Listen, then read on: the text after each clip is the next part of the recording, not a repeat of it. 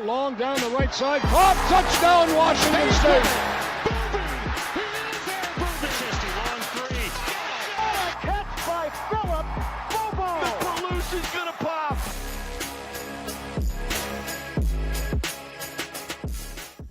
Hello, everybody, and welcome back to another edition of the Fieldhouse Report. As always, I'm Drew Callahar, along with Darren Carlson. How you doing, man? Doing pretty good, man, particularly after this sweet victory from the Cougs. Let's go. Yeah. Volleyball, getting it done at Seattle U. Pretty good. That's awesome, man. They're 3-0 in conference play, right? Yeah. So yeah. we're excited to continue to watch their success. Also, football victory. Very, very nice. Very satisfying victory for the Cougs. No, not too much stress, not too much worry. I don't know about how you felt, but when we were up 20-3 at the half, I wasn't all that. I mean, as a Cougar fan, there's always a little bit of doubt inside you, like we could give this up. But man, the way our defense has been playing, 17-point lead sounds pretty good. Yeah, I don't know if that I was ever necessarily worried throughout the game, and I certainly sent you a video of me inebriated during the game, which we won't discuss. But nevertheless, I was pretty chillaxed for the whole game. I thought that the Cougs looked pretty good, and we'll dive into that here in just a few moments. So awesome. Well, before we get too deep into it, be sure if you like the content that we're putting out that you like this video, subscribe to the channel. It helps us out a ton. Also, want to give a shout out to one of our sponsors, Neil's Flowers and Gifts. They're a must stop in Pullman when you come for a football weekend. Ice cream, gift shop, breakfast burritos, you name it. They're a place that you got to swing by when you come into town for a football weekend. Make sure you include that on your schedule. Definitely. And if you're any Coug fan that likes to tailgate, barbecue, anything like that, you're going to want to get one of our other sponsors for the show. Williams Sauce Company puts out great barbecue sauces. He's also Coug owned and a member of Cougs First. You guys definitely want to get in touch with him. We'll put the link for both his website as well as his Instagram page down in the description. Absolutely. Elite pulled pork sandwich that we had before that Apple Cup. That was legit with the Williams barbecue sauce. Very good. Okay, so the Cougs get it done against Colorado State. We mentioned it before, 20-3 this week. It felt good to see our defense play so much better. It felt good to see our offense just operating smoothly, not a ton of mistakes, not a ton of turnovers. Just want to get your initial thoughts on the game. How'd it go for the Cougs? Yeah, I mean, obviously there's just a bunch of great things to kind of take away from this game. I know, obviously, offensively, we're used to a different type of offense and certainly a little bit more high octane. But I think having this kind of caliber win going into a bye week, really getting prepped for an elite team right now and probably definitely they could be in the conversation. I'm not going to jinx anything for them, but they are that good of a team for potential national championship hopes. But it's a great time for the bye week and the improvement and spending time on things that obviously made them successful. I think ultimately what was great about this game was basically the protection from the O-line. I mean, Zevi only got sacked once. Yeah. And beyond that, we had 5 different players with 20-plus yards of rushing, which obviously included Puolasi as the leading rusher with 50 yards. Yeah. So, and then, not to mention, Drew. This is the key stat of the game. They got over 150 yards for the game, which means you owe 20 push-ups, bro. All right, yeah. I think you sent me a video just after half, and we were at 130 something, and I'm thinking, oh man, I'm so cooked. And then they hardly had any rushing yards for the whole third quarter, so I was like, maybe we won't. And we hung around 140 something for the longest time, and I was like, oh my gosh, that would just be so if we finished just short of it. But nope, they finally got over on that final drive. I think is where they did it. That 7-minute drive to seal the game. So. Yeah, I owe some push-ups. We'll get to those at the end of the episode.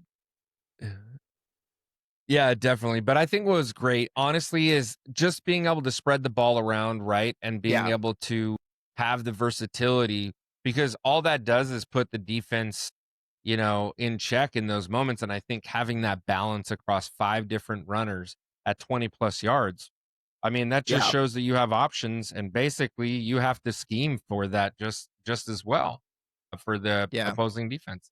Yeah, absolutely. Yeah, I thought Zevi's play was very solid. I mean, he's just like we've talked about before. He operates the offense in a way that allows everything to run smoothly, make sure everybody's in the right spot. I think he gets the guys around him to play a little bit harder, block a little bit harder, and I think a big part of why we were able to hit that rushing yard, you were able to make me do push-ups here, was his ability to scramble, run, and do some of those designed runs. He's not like wicked fast or anything like that, but he's just crafty and quick enough that that he can make some stuff happen with his feet. For me, looking at this defense, I mean, you talk about a defense that's given up 59 points in back-to-back weeks to come out there and only allow 3 points. Now, they gave up a bunch of yards, but they made plays when it counted. They turned Colorado State over on 4th down a bunch of times. I believe that's the first time Colorado State hasn't scored a touchdown in a home game since 2010. Was that the stat? I mean, it goes way, way back. So Yeah. really a big time performance. I don't think this Colorado State team is great. I don't think the choice to go with the other quarterback was great, but I felt like we did a really good job of getting pressure on him. We had 4 sacks, but a ton of plays where he was having to step through pressure, step out of pressure, scramble backwards, getting just people hands in his face the whole game, which just goes a long ways in disrupting a quarterback's rhythm and allowing them to, have steady feet and make the reads that they need to make. So big time for the Cougs to get pressure, but you kind of touched on it a little bit. Like, this is going to be kind of the new normal, I think, that we see under Jimmy Rodgers. We're all used to the air raid, where if we had 20 points at halftime, we were like, that'd be nothing for the really old air raid offense. But now it's like, hey, I mean, you're not going to have to score that many points, I don't think, in the Jimmy Rodgers game plan. Like, it's going to be a lot of scores in the 20s, low 30s, where we're just not giving up that much on defense. So this is going to be kind of what we have to get used to, maybe slightly more boring games. But honestly, if we can speed games up, I mean, God, with 7 minutes to go to run the clock out on one drive, I mean, with Mike Leach, there would have been like 9 more possessions in that game. So let's not mention the UCLA game from 2019, is it? I swear on my life, that game just never ended. Like, it just kept going. Every single time I thought we scored to finally put it out of reach, it just, carried on through all hours of the night. But yeah. The flip side of the positive, when we were talking about scoring so many points in the first half, we had that one game with, I believe it was Minshew. We scored 55 points in one half. Yeah. Yeah. It was fun. It was entertaining. That's for sure. But I think this is going to, like, if you watch what the best teams in the country do, this is what they do. They have dominant defenses. They have good run games. It travels. It's better in the colder weather. Like, this is what I think this is a recipe for getting to the kind of the highest levels of the game. So looking forward to it. And again, that key stat that we listed, 158 yards on the ground. You did predict Angel Johnson to have 100 yards, which I don't know what he ended with. Do you know what he ended with? He did 8 rushes. He had 8 rushes for 30. I think it was 30 yards, maybe. Yeah, 34? No, not great. something like that. Okay. So one thing, like that. One thing that's got me thinking about is because we talked about this game being like a must win for the season. Like, if you lost this game, yikes, it's hard to see too many games left on the schedule that we can win. So now currently sitting at 3-2, you talked about 2 huge road tests coming up, back-to-back long trips outside of the time zone. Where do you think Wazoo can go from here? So we had our season, at beginning of the season predictions. How many wins do you see on the schedule left for the Cougs? I think, obviously, I'm playing things more conservatively at this point. Certainly see the development from last week's game and the progress that can be there. I certainly obviously see Ole Miss as probably the biggest challenge of the season, just based on who they are, who they have, and how efficient they are. Yeah. For me, I think Ole Miss is the team that takes us down, but I think Rodgers having 2 weeks going into this and prepping can at least hopefully have both the offense and defense running a little bit more efficiently. Among the things that I noticed from this last week's game was just our third down efficiency. We averaged 42%, which was 5 of 12. And I thought that's going to make the difference in getting downfield and sustaining success for longer drives. And if you Yeah. can do that, then you make it easier on your defense to hold up against, a high-powered offense like Ole Right. Miss. And then I Yeah. think adversely, even then, it's still going to be very hard going into Virginia. They just had one of their best games in double overtime at home Yeah. with a recent firing from their head coach to beat Florida State, which at the time I think was ranked number 8 in the country, if I'm not mistaken. Yeah. I mean, just that's an impressive win. And both upcoming games are going to be very challenging. If I had to take a guess, I would say that they would need to basically run the table from there, which would still be a very tall task. So that's kind of where I'm sitting right now. I think at the end of, Virginia, we got to run the table in order to get into playoff contentions, or excuse me, playoff bowl game eligible. So which I think is possible. I mean, you're looking at the schedule after that, and you got Toledo at home. You got a road game against both James Madison and Oregon State. You got a home game against Louisiana Tech. And then a home game against Oregon State. So all games that the Cougs could definitely win, but we're gonna have to see them keep getting better. What do you see? So we're both kind of saying that these next 2 games are probably going to be losses. What do you want to see out of these 2 games that would make you think, okay, we're still moving in the right direction. We still have a chance to maybe run the table after these 2 tough road games? Honestly, it's going to still be the offense and basically efficiency. Does it mean that we're converting every third down? No, but we can continue to get to their side of the field and make it challenging for Ole Miss to just even prevent field goals. That's the ultimate win for me. Can we get to their side of the field, maintain possession, and really basically push against Ole Miss to get them down? And Ole Miss is just an impressive team from front to back. I mean, they've got 3 players that combine for over 60 tackles just on their front line. They've got a linebacker that just runs around like a madman. And not to mention, they basically have, everything in between. I'll get more into the details in a few moments, but it's just, it's going to be a hard ask against a very well-coached, very physical brand of football with Ole Miss. Yeah, for me, I'm just looking for execution to some degree. Like, I don't expect us to win the games or even really make them all that competitive, but I just want to see us, like, let's go out there and not have any stupid penalties. I hope we do some stuff to make the game somewhat interesting, near the beginning. So yeah, those are kind of the types of things. I do think Virginia might be a little, just a smidge overrated. I think it's easy to get up for a big game every once in a while and knock off a team, but I haven't been overly impressed with them this season, and we'll see how good Florida State actually ends up being. Like, yeah, they beat Alabama, but the same thing can be said, right? You can get up for one game and knock off somebody at home in front of a big crowd. So I think without a doubt, it's going to be a much tougher game than I predicted at the beginning of the season. I think I had that as a surprising win, but yeah, I don't think that game doesn't have bloodbath written all over it quite as much as Ole Miss does. But you're going to be there, so cheer loud. Yes, I am. Yes, I think Cougs are going to travel well.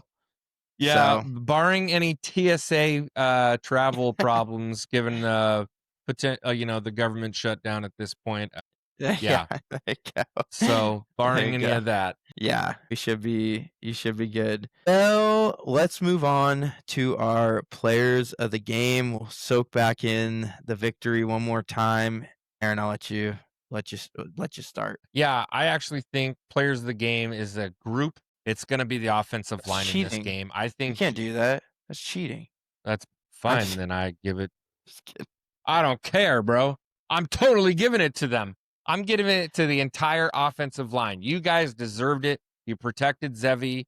You got out in front with your blocking. You were able to get more than 150 yards rushing on the game, which helped me out against Drew. Thank you so much. But on top of that, I just think there was a level of efficiency that really just happened in this game that we've been looking for. that seem to be there, and I'm just excited to see the confidence that was built in this last week's game to be able to build on that and move forward into Ole Miss, because I think the balance between the offensive game and the passing game just looked so efficient, and I think the credit needs to be given to the O-line for this one. So that's a good one. But in a game where you only give up 3 points, I felt like it had to be a defensive player. And I kind of watching our last few episodes back, I'm like, we've been so basic with our players of the game. It's been like, Zevi over and over and over again and, and stuff. So I'm going to try to shake it up from here on out. I'm going to try to not be so basic. Anthony Polano gets my player of the game, career high in tackles, 13. He was all over the field. There's a lot of, when you're at his position, there's a lot of kind of unsung plays where you're just taking on a block or making sure you contain or fill in your gap. And he's just done a great job all season, and this game was no exception. I'm really looking forward to. He's a young guy. It's just so much upside. He's already such a great heady player. The staff talks all the time about just what good football instincts he has. I think he could be one of the, if he sticks around, which is always that asterisk, I think he could be one of the all-time great linebackers here at Wazoo. So he's no my doubt. player of the game. Yeah. He deserves it. He does. And, good choice for that. I just felt like, I needed to give credit to the offensive line because I know they've been feeling it. I'll let it slide. It's fine. Bro. It's fine. Just this one time. Don't do it again. Also want to give a shout out to Noga, first career WSU TD. That was a big one too. We allow Colorado State to go down and get a field goal on their opening drive and to come back. Beautiful throw by Zevi with pressure in his face. Line drive right to the back of the end zone, and Noga makes the contested catch. Really kind of a statement like, no, this game's not going to go that way. We're gonna go back and take the lead right out the gate. So yeah, big time touchdown from Noga. All right, the good, the bad, and the ugly. Should we both start out with the good since it was a win? You might as well, huh? Yeah, I'm gonna repeat myself. I've said it the whole time I've been talking. Running the ball. Yeah, running the ball, and I say that because I feel like being able to do that again, same thing.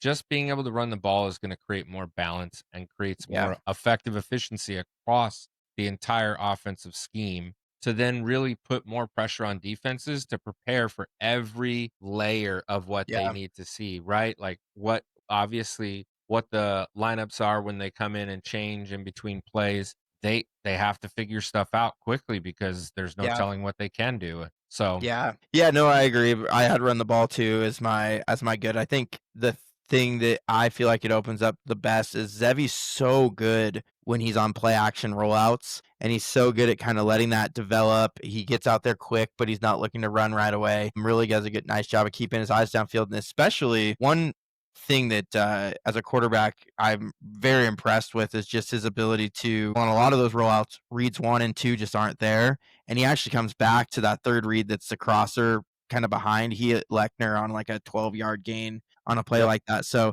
the more we can run the football, the more open those rollout passes are going to be for Zevi, where I feel like he's actually, that part of his game is really, really nice. All right, we'll talk about bad and ugly, even though there wasn't as much as we've had in recent weeks. I can start, and I just want to say this is kind of nitpicking at this point because I did feel like our offense did a pretty good job of moving the ball in the second half, but it would have been nice to see us finish a few of those drives.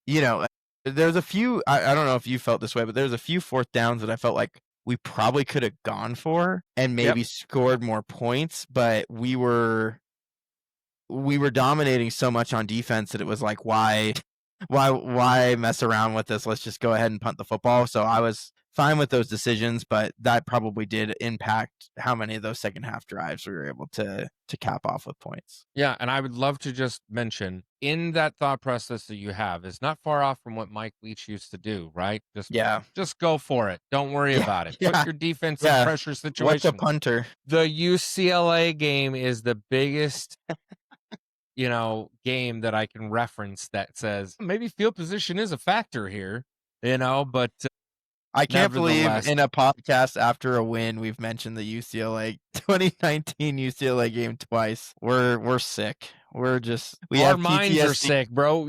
Yeah, no, I mean we really do. But at the same time, But I'm gonna get it's no different than what you really said, right? It's our third down conversions. It's everything I already mentioned. I think that's where we need to get more efficient and really efficient fast enough so that we are getting on their side of the field.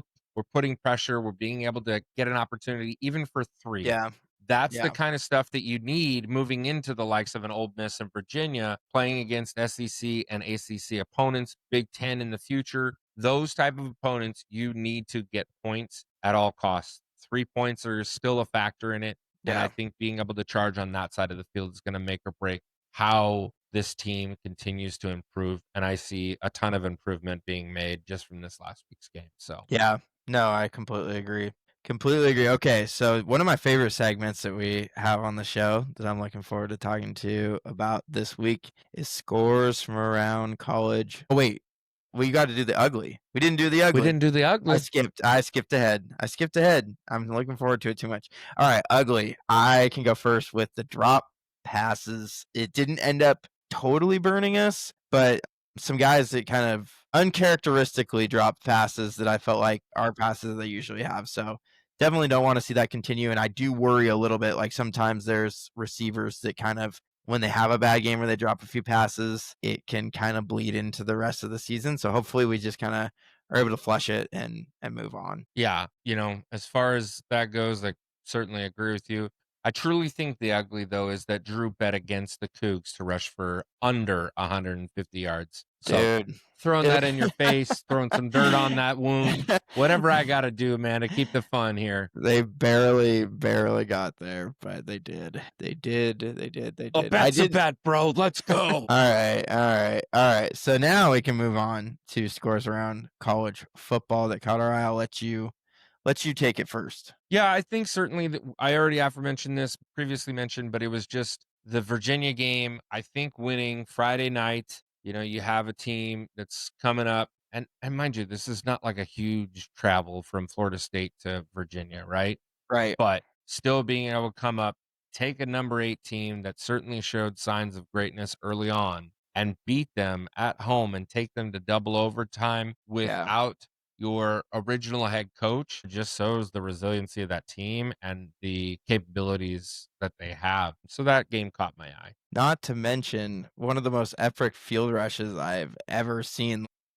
Ever. Just as soon as that ball hit the ground incomplete, it was just a mad dash. Right? That poor Florida State wide receiver that he just completely disappeared. Who knows if he ever came out of there? Yeah.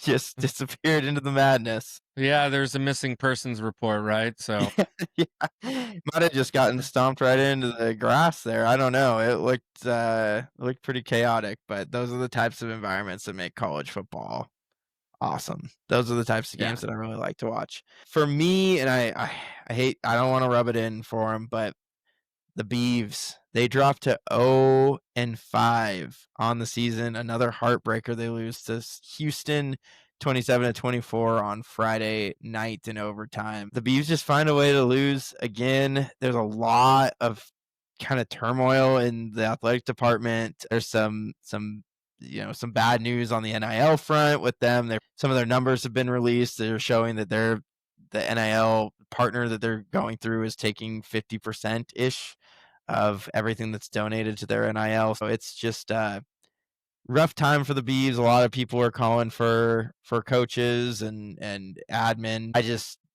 It's tough, and I can't imagine to be in their shoes. Really, just thinking back to the fact that Jonathan Smith, kind of their chosen, beloved alum, left him out to dry right in the worst time. So feel for you, Beavs. Hopefully they can bounce back. Saturday they have Appalachian State on the road. 12:30 kickoff. That'll be probably a pretty tough one, but you never know. It's college football. Yeah. Well, remember Appalachian State is known for these kind of things. Yeah. The one thing I will say, it's just, this is I'm seeing things through my crimson goggles here. I really hope that they win a game before they play us, just because I know that, I mean, they're going to play hard against us no matter what, but I just have this weird feeling that if they come in like 0-7 or 0-8 or whatever, that's going to be the game that we cough away at the end, even though I feel like we're a better team. I hope they win one. They still feel bad about themselves going into it, but they're not winless. That would be the worst case scenario. Like I said, Crimson goggles. When I see through the Pac-12 goggles, I hope they win a bunch of games before they play us. So we'll see. All right. So our opponent preview. We got the Ole Miss Rebels from the SEC. Tell us about them, Darren. Yeah, so Ole Miss certainly, as I said, is already a very well-coached team, currently ranked number 4 in the country with a 5-0 start. 3 of those games coming in the SEC conference. And obviously, this team is just stacked from front to back, top to bottom. They're just really impressive. And one of their best defensive players is their linebacker, Jaden Yates, who's led the team in total tackles with 32 up to this point. They have defensive linemen that are just going to be very, very challenging to handle in Eccles, Eklund, and Harris, because they've all contributed to almost 72 tackles on the season and 4 sacks. Not to mention their secondary is just as challenging with 24 pass deflections and 3 interceptions. So, and that's just the defensive side of the ball, folks. Their offense, they have a QB that, albeit there's a shared responsibility in the first 2 or 3 games that they had, he's already passed for over 1,600 yards. His name's Trinidad Chambliss, and over 1,100 yards for their running back, Kevin Wallace. This team is, I don't know what else to say. They're legit, and they're national championship contenders. That's what I feel about this. Still. And for me, I'm looking at it, and there's going to be mismatches all over the place. But the part of the game that I'm probably the most worried about is their offensive line against our defensive line. I have a feeling that they're not going to have to do a whole lot creatively on offense, and they'll probably just kind of be able to run it right down our throats, and we won't be able to do a whole lot about it. I hope that's not the case, but I do see that kind of as the biggest mismatch, just size-wise and talent and experience-wise. Not to knock our defensive line too much, but I just don't see how we can stop that running game. So we'll see. That running game is going to be pretty effective probably throughout, but I think defensively we also have to get creative, show them different looks, and be able to try and slow things down and just make sure that basically we have a linebacker in the gaps, ready to hit Wallace. And 2 things that I feel like are worth mentioning outside of the players in the game plan is just that this game's going to kick off at 9:45 Pacific time. Which is just torture. I mean, just the absolute. So, and we saw Hawaii when they came to us last year. We kicked off at 12:30 Pacific time, which is 9:30 Hawaiian time, and it's just, I mean, people talk about, well, 9 a.m.'s not that early. Okay, but you have to understand, like, the preparation for a game for college football starts 5 to 6 hours before the game. So if you're backing that up 5 hours Pacific time back to 4:40 or whatever time it is, I mean, that's a real early morning for their body clock. So I'll be interested to hear what Coach Rogers has to say when we get to game week about how he's getting the team ready for that. I don't know if we're going to have early morning practices or what he's able to do, but that part alone, on top of having to go into that environment, is going to be a challenge. I have a theory all to myself. I think they should basically do a red eye to to Oxford and get in basically at like 6 a.m. or something like that. And then basically, if they were able to sleep, they were able to sleep. If not, get straight to practice, get a nice little nap in, do another, basically a 2-a-day for like a walkthrough, and then basically get in one more practice on Friday. So that way they're ready to go for Saturday. There's some crazy statistics when you look at how well college football teams do in traveling outside of their time zone. It's not pretty. And I think the one thing that I was surprised by is I thought that maybe with back-to-back East Coast road trips that we might just stay over there for the week. But it sounds like we're going to come back, we're going to practice, and then we're going we're gonna head back for the Virginia games. A lot of time in the air for the kids. It's gonna be that part of it's gonna be rough. I will give you here's my total Crimson Goggles glass half full take. Listen to this. I'm very nervous for this. Go ahead. Yeah. If I'm thinking of how we can, I won't even say win, how we can compete in this game, the one mental edge we might have is that Ole Miss, after they play, so they have a bye this week, just like we do. But after they play at Georgia, and then I don't know if it's at Oklahoma or they host Oklahoma, but they have Oklahoma the week after. So they have Washington State, Georgia, and then Oklahoma. You tell me which team you'd be game planning for at this point with the extra time. It wouldn't be Washington State. So my one tiny hey, maybe this gives us an edge. It's just that they're completely overlooking us to the next 2 weeks that are both league games, both highly ranked games, and maybe they come out just a little bit flat against us, especially with it kind of being a middle of the day game. Maybe they just aren't quite on their A game and they have a few mental mistakes out the gate. Yeah. That you very well could be right. And in one sense, I hope you're right. It's not going to matter. It's not going to matter, but yeah, exactly. Not from what your comments mean. So yeah. It's not gonna matter, but just a thought. You never know. There's college kids. You never know how they're gonna show up. Well, that does it for another episode of the Fieldhouse Report. Obviously, if you guys can, please like and subscribe to this content, and please comment. Give us your insight. Give us your input. We want to hear from you. Absolutely, we'd love it. And obviously, go Cougs. Go Cougs. All right, 150 yards, 20 push-ups. Let's go. You tell me if these count, too. I'm going to try to do them. Really good. 1, 2, 3, 4, 5, 6, 7, 8, 9, 10, 11, 12, 13, 14, 15, 16, 17, 18, 19, 20. Go Cougs, baby. Go Cougs.